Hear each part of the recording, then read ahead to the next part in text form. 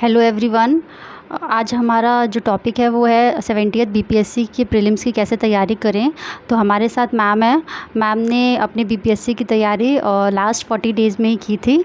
तो आज हम लोग उनसे जानेंगे कि कैसे उन्होंने उन 40 डेज़ को यूटिलाइज़ किया, कैसे उन्होंने अपना बेस्ट पॉसिबल दिया और उन्होंने अपने फर्स्ट अटैम्प्ट में ही प्रीलिम्स को क्रैक भी किया है। तो आज चलिए मैम के से पूछते हैं कि उनके क्या सब्जेक्ट्स थे, कैसे उन्होंने उन सब्जेक्ट्स को प्रायोरिटाइज़ किया, कैसे उन्होंने अपनी चीज़ों को मैनेज किया और प्रीलिम्स को क्रैक किया। तो चलिए मैम से बात करते हैं। मैम आप क्या बताना चाहेंगे? देखिए 40 डेज़ में प्रेपरेशन करना इतना ईज़ी नहीं है। 40 डेज़ इन द सेंस कि आप उस एग्ज़ाम के लिए, जैसे कि बिहार स्पेशल एग्ज़ाम है, उसको किस तरह से अप्रोच किया जा सकता है। अगर आप किसी और स्टेट सर्विसेज की एग्ज़ाम की तैयारी कर रहे हैं और अगर आप सोच रहे हैं कि साथ में बिहार पीसीएस भी दें, तो इसकी स्ट्रैटेजी मैं आपको बता सकती हूँ, क्योंकि मैंने 69th बीपीएससी का एग्ज़ाम दिया। वो मेरा पहला अटैम्प्ट था और मैंने प्रीलिम्स क्लियर किया। तो मेरी स्ट्रैटेजी कुछ ऐसी रही है कि मेरा जो बेस था, जो कॉमन सब्जेक्ट्स रहे हैं जैसे कि हिस्ट्री, ज्योग्राफी, पॉलिटी, इकोनॉमी, ये सब तो आप इससे अवेयर होंगे। तो ये सारे सब्जेक्ट्स आप बिल्कुल ही पॉलिश रखें। सेकेंड थिंग, सबसे पहले आप मार्केट से जाकर जो पास्ट ईयर पेपर्स होते हैं वो लेकर आइए। जैसे कि मैम क्या आप हमारे स्टूडेंट्स को दिखा सकते हैं कि आपने कौन सी बुक को रेफ़र किया था? ये जो बुक है, तो स्टूडेंट्स आप लोग देख सकते हैं कि ये जो है बीपीएससी के सॉल्व पेपर्स की बुक्स है जो मैम ने रेफ़र करी थी। अगर आप लोग चाहें तो आप लोग भी ये ला सकते हैं। वैसे ये बहुत बुक इम्पॉर्टेंट भी है, क्योंकि आपको एटलीस्ट एक बार पैटर्न तो पता होना चाहिए कि किस तरीके के क्वेश्चंस आते हैं। मैम इसके अलावा आपने और क्या क्या बुक्स का यूज़ किया? सबसे पहले तो मैंने पास्ट ईयर पेपर्स देखे। मैंने ये देखा कि 68th बीपीएससी का पैटर्न थोड़ा अलग था पहले के पेपर से। 69th जब मैं देने गई तो वो मुझे बिल्कुल ही ऑल टोटल अलग लगा। तो जिस तरीके से मैंने तैयारी करी वो मैं ये बताऊंगी कि मैंने देखा कि बिहार स्पेशल के क्वेश्चंस का वेटेज अच्छा खासा था। तो फिर मैं सबसे पहले मैंने सोचा कि मुझे बिहार स्पेशल कवर करना है। और फिर ये भी था कि मैं बिहार से नहीं बिलोंग करती हूँ, तो बहुत सारी चीज़ें ऐसी भी हैं जो मुझे ज़्यादा इंटरेस्ट नहीं है जानने में, या फिर मैं इतना सब कुछ नहीं ग्रैब कर सकती हूँ 40 दिनों में। तो मैंने सोचा कि क्यों ना मैं उन्हीं चीज़ों पे ज़्यादा ध्यान दूँ जिसको जानकर मैं इस प्रीलिम्स एग्ज़ाम को क्लियर करूँ। तो मैंने देखा कि जो मोस्ट इम्पॉर्टेंट जो एरियाज़ हैं, जैसे कि बिहार की इकोनॉमिक डेवलपमेंट, बिहार का इंडस्ट्रियल डेवलपमेंट, बिहार का पॉलिटी, बिहार की इकोनॉमी, बिहार का एग्रीकल्चर, तो ये जो चीज़ें हैं, और बिहार की हिस्ट्री, बिहार की ज्योग्राफी, ये सब में भी जो बहुत इम्पॉर्टेंट है। जैसे अगर ज्योग्राफी है तो उसका क्लाइमेट कैसा है, सॉइल कैसा है, कौन से सॉइल किस रीजन में, किस डिस्ट्रिक्ट में पाए जाते हैं। बिहार का मैप देख लीजिए कि कौन सा डिस्ट्रिक्ट कहाँ पड़ता है। तो ये सब चीज़ें मैंने स्टार्ट की। हाँ, मैंने यूट्यूब चैनल से थोड़ा थोड़ा देखना शुरू किया, क्योंकि आप बिल्कुल अनअवेयर होते हैं वहाँ के रीजन्स की, कैमूर, रोहतास, वेस्ट चंपारण, ईस्ट चंपारण और ये सब। तो आप यूट्यूब से थोड़ा थोड़ा सुनते आपको वो सारे डिस्ट्रिक्ट्स आपके दिमाग में बैठ जाएंगे। सेकेंड थिंग, ये जो मैंने बुक लाया था मार्केट से, ये माई स्टेट बिहार दृष्टि पब्लिकेशन की है। इस बुक में बहुत अच्छे से सब कुछ कवर किया हुआ था। तो मैंने जो भी इम्पॉर्टेंट चैप्टर्स थे वो मैंने बहुत अच्छे से कवर किया उसको। जैसे कि art and culture of Bihar हो गया, जिसमें आपकी जो भी पेंटिंग्स आती हैं, मिथिला पेंटिंग हो जाती है, ये सब वो मैंने थोड़ा अच्छे से देखा। जैसे ancient, medieval, modern history Bihar की, इसमें आप मॉडर्न हिस्ट्री का जो पोर्शन है, क्योंकि जो कॉमन हमारी हिस्ट्री है उसमें मैंने देखा है कि कॉमन हिस्ट्री से ज़्यादा वो बिहार स्पेशल जो मॉडर्न हिस्ट्री है उसके क्वेश्चंस ज़्यादा आते हैं, कि बिहार के जो फ्रीडम फाइटर्स हैं, या बिहार जैसे 1857 का रिवॉल्ट हो गया, तो उसमें बिहार का कोई लीडर जिसने बहुत अच्छा काम किया है उसका पूछा जा सकता है। तो इस तरह से मैंने किया। और जोग्राफ़ी में मैंने जैसे जियोग्राफिकल लोकेशन एंड रिलीफ थोड़ा सा आप देख सकते हैं कि कहाँ पे बिहार का लोकेशन है। Climate and soil of Bihar आप अच्छे से करके जाइए। ड्रेनेज सिस्टम एंड इरिगेशन में गंगा रिवर है और गंगा रिवर की ही ट्रिब्यूटरीज हैं, ठीक है, लेफ़्ट और राइट, तो वो आप बहुत अच्छे से करिए। रिवर सिस्टम बहुत ज़्यादा नहीं है। फिर आप रिसोर्सेज ऑफ बिहार थोड़ा बहुत देख सकते हैं। और बस मुझे लगता है कि इतना मोर देन सफिशेंट है जोग्राफ़ी के लिए। इसका मतलब है मैम आपका जो ज़्यादातर फ़ोकस था वो बिहार स्पेशल पे था। ठीक, तो स्टूडेंट्स आप लोग भी ये चीज़ देख लीजिए कि आप बीपीएससी का एग्ज़ाम देने जा रहे हैं तो आप ये मत सोचिए कि वहाँ पे बिहार स्पेशल पढ़ के नहीं जाना है। आपको बिहार स्पेशल पे भी फ़ोकस करना है क्योंकि उसका एक बहुत बड़ा वेटेज रहता है पेपर में। मैम इसके अलावा हम जानना चाहेंगे कि सब्जेक्ट वाइज़ आपने कौन-कौन से रिसोर्सेज़ का यूज़ किया? तो सबसे पहले हम पूछना चाहेंगे कि आपने हिस्ट्री के लिए क्या रिसोर्स यूज़ किया? देखिए, हिस्ट्री के लिए जो मैंने यूपीपीसीएस के दौरान तैयारी की थी, घटना चक्र से पढ़ा। हाँ, इस बार मैंने उन क्वेश्चंस पे ज़्यादा ध्यान दिया जो बीपीएससी में पूछे गए हैं, क्योंकि घटना चक्र में पूरा कंपाइलेशन आता है कि आरओ के क्वेश्चंस, एमपीपीसीएस के, छत्तीसगढ़ के। तो जब हम यूपीपीसीएस की तैयारी करते हैं तो हम यूपीपीसीएस के क्वेश्चंस पे ज़्यादा फोकस्ड रहते हैं कि 16 में ये पूछा, 18 में पूछा। जब मैंने घटना चक्र इसके लिए पढ़ना शुरू किया तो मैंने देखा कि बीपीएससी किस टाइप के सेम एरिया से वो किस टाइप के क्वेश्चंस बनाते हैं, तो उस पे मेरा ज़्यादा स्ट्रेस था।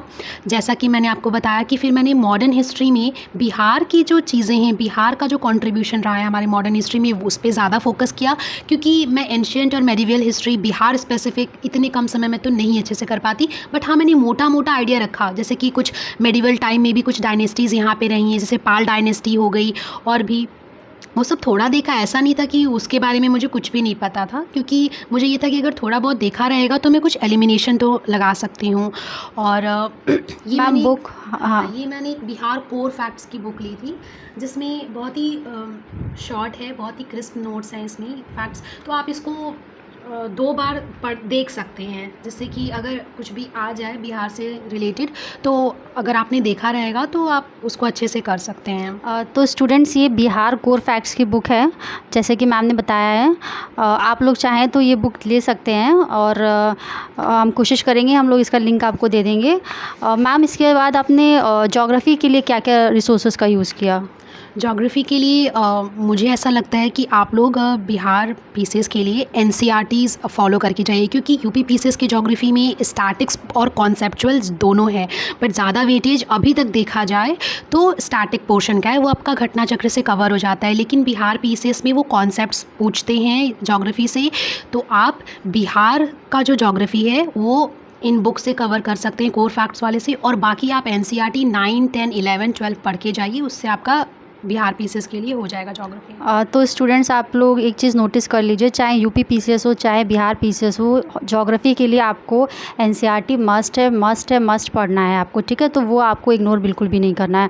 मैम इसके अलावा आपने पॉलिटी लक्ष्मीकांत से किया? हाँ, पॉलिटी मैंने लक्ष्मीकांत से किया है। आपको पॉलिटी के लिए कुछ भी अलग से नहीं करना है। हाँ, थोड़ा बहुत आप बिहार पॉलिटी देख लीजिए कि चीफ मिनिस्टर्स की क्रोनोलॉजी देख लीजिए, और वहाँ की कोई पॉलिटिकल अचीवमेंट्स जो है बिहार की पास्ट में रही हैं, प्रेजेंट में कौन कौन सी बिहार की पॉलिटिकल पार्टीज़ रही हैं, तो ये सब आप बिहार से थोड़ा सा पॉलिटी से देख सकते हैं। तो मतलब पॉलिटी वैसे तो आपको सेम ही पढ़नी है लक्ष्मीकांत, बट हाँ बिहार स्पेशल के लिए तो आप उनके गवर्नर्स का क्रोनोलॉजी, उनके सीएम्स का क्रोनोलॉजी, ये सब चीज़ें आपको एक्स्ट्रा पढ़नी पड़ी। इसके अलावा मैम एनवायरनमेंट के लिए आपने क्या क्या सोर्सेज यूज़ किए? एनवायरनमेंट के लिए मैंने करंट अफेयर्स पे ज़्यादा फोकस किया, एंड जो बिहार के नेशनल पार्क्स हैं, वाइल्ड लाइफ सेंचुरीज़ हैं, ये सब मैंने देखा था अच्छे से। बस एनवायरनमेंट का मैंने इससे ज़्यादा कुछ भी नहीं किया था। और मैम इसके अलावा साइंस एंड टेक्नोलॉजी के लिए आपने क्या किया है? बिहार पीसीएस में साइंस जो है वो थोड़ा अलग तरीके से पूछा जाता है, तो मैंने स्टडी आईक्यू चैनल है, मैं आपको चैनल का नाम बता देती हूँ। मैंने ढेर सारे क्वेश्चंस लगाए, ढेर सारे, और मैंने घटना चक्र किया, और इससे मुझे लगता है कि आपका हो जाएगा। तो देखिए science and technology UP PCS और बिहार पीसीएस का एकदम अलग है। आप देखेंगे क्वेश्चन पास्ट ईयर पेपर जब आप उठाएंगे तो आपको खुद समझ में आ जाएगा। तो ज़्यादातर कोशिश करिए कि थोड़ा एनसीईआरटीज़ को कीजिए, क्योंकि क्वेश्चंस वहाँ से आपको ज़्यादा बनेंगे, क्योंकि फैक्चुअल क्वेश्चंस बिहार पीसीएस में नहीं पूछे जाते ज़्यादा। हाँ, बिहार पीसीएस में जो आपका साइंस एंड टेक्नोलॉजी है, या तो वो न्यूज़ से कवर करते हैं या फिर वो एनसीईआरटी से क्वेश्चन बनाते हैं। तो वो आपका कॉन्सेप्ट बेस्ड क्वेश्चंस पूछते हैं, जो कि आपको घटना चक्र से हार्डली 1-2 क्वेश्चंस आपको मिल जाएंगे जो बहुत ही स्टैटिक होते हैं। तो आप साइंस एंड टेक्नोलॉजी ऐसे तैयार कर सकते हैं। करंट अफेयर्स एंड मैम अब सबसे इम्पॉर्टेंट चीज़ आती है करंट अफेयर्स। तो आपने करंट अफेयर्स को कैसे कंप्लीट किया? देखिए, करंट अफेयर्स जैसे आप national news, international news cover करते हैं, वो तो आप सारे एग्ज़ाम्स के लिए सेम ही करते हैं। और आप बिहार स्पेशल के लिए मैंने जो भी आप यूट्यूब चैनल कोई 1-2 है वो आप फॉलो कर लीजिए। बाकी एडुटेरिया की एक मैगज़ीन आती है, एडुटेरिया की एक मैगज़ीन आती है, वो बहुत अच्छे से बिहार स्पेशल जो करंट अफेयर्स न्यूज़ होते हैं वो बहुत अच्छे से कवर करते हैं, तो आप इसको ले सकते हैं। और इसके अलावा मैम कोई और सोर्स आपने यूट्यूब चैनल वगैरह कुछ फॉलो किया है? नहीं, देखिए जैसा कि मैंने बताया है कि 40 डेज़ थे, तो 40 डेज़ में अगर मैं अपने रिसोर्सेज़ बहुत ज़्यादा अगर सोचती तो मैं शायद नहीं कर पाती एग्ज़ाम। तो मैंने अपने सोर्सेज़ बहुत ही लिमिटेड रखे, मैंने सोचा कि एक ही करूं बट अच्छे से करूं। और हाँ, आप बजट अच्छे से करके जाइए, सेंट्रल गवर्नमेंट और स्टेट बजट कर लीजिए, इकोनॉमिक सर्वे देख लीजिए, और करंट अफेयर्स जो बिहार पीसेस में पूछे जाते हैं वो बहुत ही ऐसे पूछे जाते हैं जो कॉमन नहीं होते। जैसे कि आप जो बहुत ज़्यादा रिपीटेड आपने सुना होगा न्यूज़ में, वो करंट अफेयर्स वो नहीं आएगा। और आप इंटरनेशनल एंड नेशनल दोनों ही करंट अफेयर्स पे इक्वली इम्पॉर्टेंस देखिए और आप अच्छे से करके जा सकते हैं। मैम जैसे कि यूपी पीसीएस में मिसलेनियस का एक बहुत बड़ा पोर्शन होता है पेपर में, तो आप ये बताइए कि बीपीएससी में भी क्या ऐसा ही है, क्या मिसलेनियस को बहुत अच्छे से कवर करके जाना पड़ता है? नहीं, मैंने तो 69th ही दिया है, उसमें मैंने ये देखा है कि मिसलेनियस में जैसे कि हमारा मिनरल बेल्ट्स हो जाते हैं, सेंसस हो जाता है, टाइगर सेंसस, लेपर्ड सेंसस, आप करके जाइए। इम्पॉर्टेंट है, क्या पता कुछ क्वेश्चंस, लेकिन एज सच जैसे यूपी पीसेस में होता है कि सेंसस के सवाल बहुत सारे होते हैं, और भी आपके मिनरल डेटा, मिनरल से रिलेटेड जो बेल्ट होते हैं उसके बहुत सारे क्वेश्चंस आते हैं मैच द फॉलोइंग में। हाँ मैम, जैसे कि हमारा फूड वगैरह का रहता है कि वीट का प्रोडक्शन, राइस का प्रोडक्शन, तो क्या ये सारा भी? हाँ, बहुत ज़्यादा नहीं बट हाँ थोड़ा बहुत करिए जिसमें बिहार की रैंकिंग अच्छी है, या बिहार का जो है कि वीट में कौन सा रैंक है, राइस में क्या है, या बिहार की जो एग्रीकल्चरल प्रोड्यूस हैं जिसमें वो अच्छा, जैसे कि मशरूम की खेती हो गई, लीची की हो गई, तो ये सब आप देख सकते हैं कि कौन सा डिस्ट्रिक्ट फेमस है लीची के लिए। मैम ये तो चलिए सब्जेक्ट्स की बात हो गई। मैम मॉक्स के बारे में बताइए, क्योंकि स्टूडेंट्स को एक हमेशा रहता है कि क्या मॉक्स इतने ज़्यादा इंपॉर्टेंट है प्रीलिम से पहले, क्योंकि अब टाइम भी बहुत कम है, तो मॉक्स लगाएं कि सब थ्योरी पढ़ें कि स्टैटिक्स पढ़ें तो या फिर करंट पढ़ें, तो आपको क्या लगता है मॉक्स कितने लगाने चाहिए? देखिए मेरे पास टाइम बहुत कम था तो मैंने एक भी मॉक नहीं लगाया था, क्योंकि मेरे लिए तो ये कवर ही कर पाना और मैं एग्ज़ाम देने जाऊंगी कि भी नहीं देने जाऊंगी, ये एक अलग रिस्क था। तो मैंने तो एक भी मॉक नहीं लगाया बिहार एग्ज़ाम बीपीएससी एग्ज़ाम के लिए। लेकिन हाँ, आप अगर बिगिनर हैं और आपने अभी कोई भी एग्ज़ाम नहीं दिया है, पहली बार एग्ज़ाम में बैठने जा रहे हो, तो आप प्लीज़ मॉक लगा के जाइएगा। 10 to 15 मॉक्स प्लीज़ अच्छे से लगा के जाइएगा, वो इम्पॉर्टेंट होता है आपको।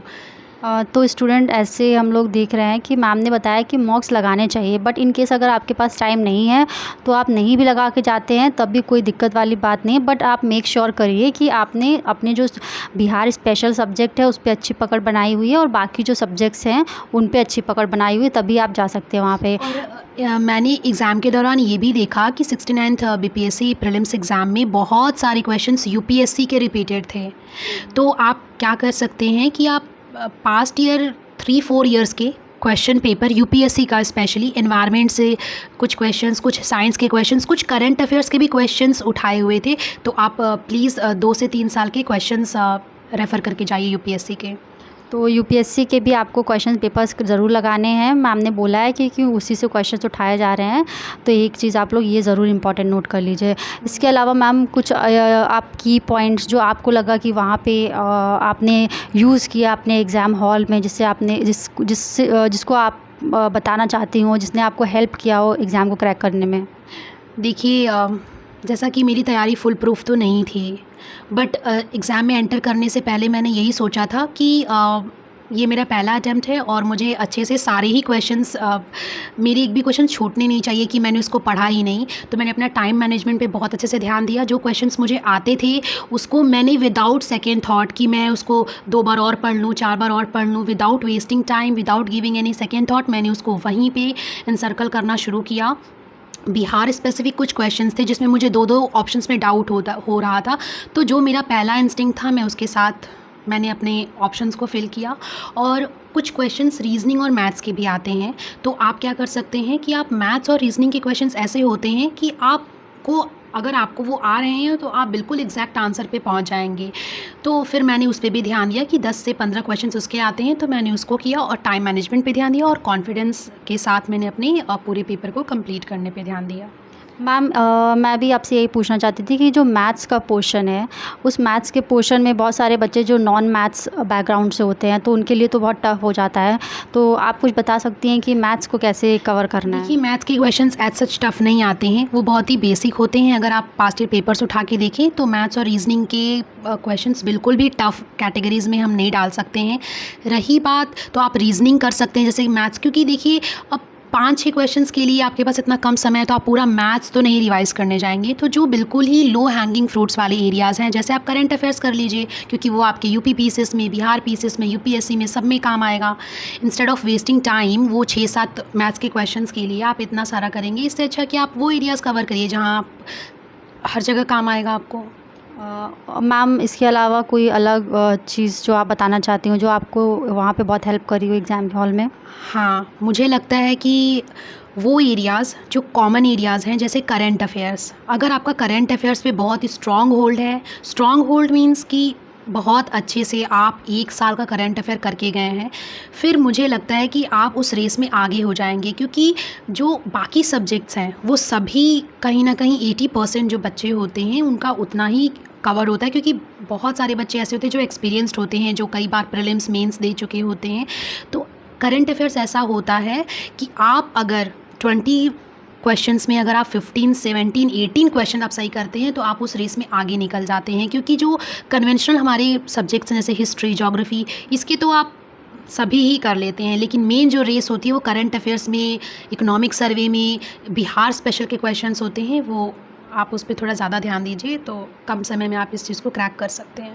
मैम क्या आपने अपने एग्ज़ाम के लिए कुछ स्पेशल नोट्स भी बनाए थे? हाँ, मैंने बिहार स्पेशल जो जैसे कि मॉडर्न हिस्ट्री के मैंने नोट्स बनाए थे, क्योंकि मुझे फ्रीडम फाइटर्स के नाम, जो प्लेसेस हैं बिहार में, जैसे कि आप अगर कॉमन हिस्ट्री पढ़ते हैं तो आप चंपारण पढ़ेंगे, चंपारण तो बहुत ही कॉमन है, बट आप जब बिहार स्पेशल पढ़ेंगे तो उसमें बहुत से छोटे-छोटे गाँव, बहुत से छोटे-छोटे टाउन्स, बहुत से डिस्ट्रिक्ट्स होंगे, तो उसको याद करने के लिए मैंने और जो टाइमलाइन्स हैं जो मॉडर्न हिस्ट्री में, उसको करने के लिए मैंने नोट्स बनाए थे। वो मस्ट है। आपको लगता है कि जो भूल सकते हैं आप या उसको थोड़ा बार-बार आपको रिवाइज़ करना है, तो उसके आप नोट्स बनाइए, बाकी आप बुक से पॉइंट आउट। तो स्टूडेंट्स देखिए, हम लोगों ने अभी मैम से ऑलमोस्ट सारी सब्जेक्ट्स के बारे में बात कर ली है। अगर फिर भी आप लोगों के कुछ डाउट्स हैं, आप लोग कुछ और पूछना चाहते हैं मैम से कि किस तरीके से और अच्छे से आप उसको तैयारी को कर सकते हैं, तो आप हमें ज़रूर कमेंट सेक्शन में बताइएगा कि आपको और क्या पूछना है। हम ज़रूर आपके क्वेश्चंस के आंसर्स देंगे। और ऑल द वेरी बेस्ट हमारी तरफ से, मैम की तरफ से। हाँ, ऑल दी वेरी बेस्ट। आप बिल्कुल कॉन्फिडेंस के साथ और जितना अच्छे से अच्छे प्रिपेयर कर सकते हैं इन 40-50 दिनों में, आप अच्छे से कर सकते हैं इस चीज़ को। तो बिल्कुल भी निराश मत होइए। देखिए मैम ने क्लियर किया है तो आप लोग भी कर सकते हैं। बस आपको एक स्मार्ट स्ट्रैटेजी की ज़रूरत है। तो अगर आपको मैम के जो भी सब्जेक्ट्स, रिसोर्सेस अगर उससे हेल्प होती है तो आप उससे हेल्प लीजिए और अपनी खुद की स्ट्रैटेजी बनाइए और एग्ज़ाम को क्रैक करने की पूरी कोशिश करिए। Everything is possible and all the very best to everyone. Wish you